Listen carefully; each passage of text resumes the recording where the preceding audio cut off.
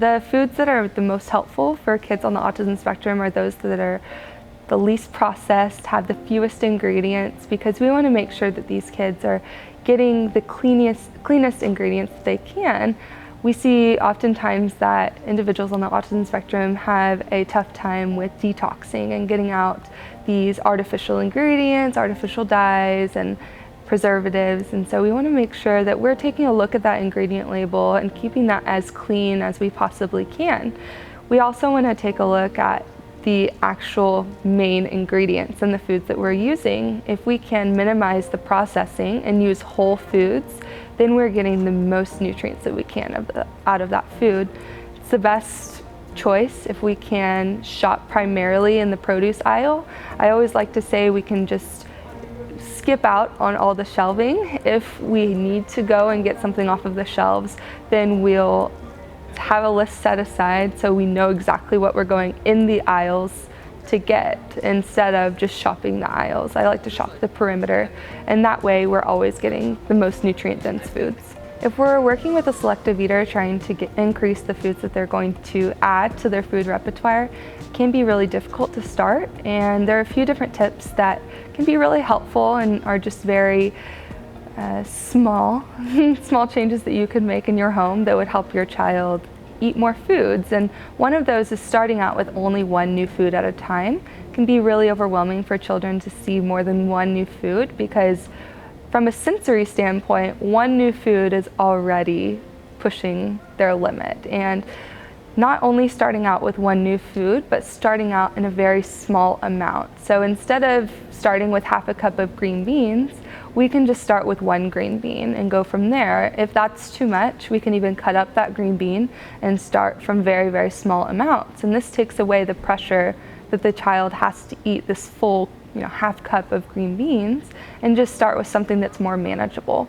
So whenever we start with a plate, we typically want to see one non-preferred food, so a new food, and 2 to 3 preferred foods that the child already accepts, they already like.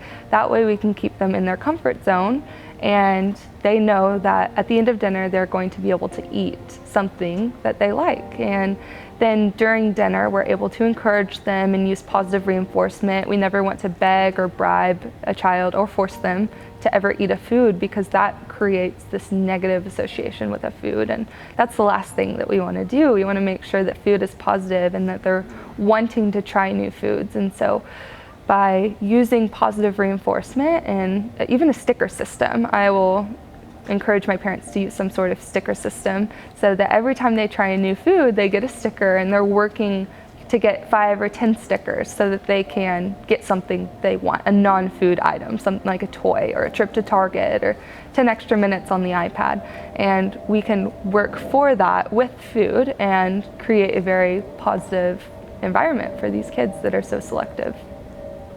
Some kids will definitely push away broccoli or push away any other vegetables on their plate, but they might just not like that one preparation of the food. There are many different types of preparation that we can have. So we can roast broccoli, we could steam it, we could microwave it. I would recommend maybe not microwaving, but we can use other food preparation methods so that we can reach a sensory profile that children will like. Typically, children are so selective because they have sensory issues in the first place. And so if we can use a cooking method that aligns with their sensory profile that they like, if they like crunchy, maybe we'll try raw broccoli instead of cooked or instead of boiled broccoli.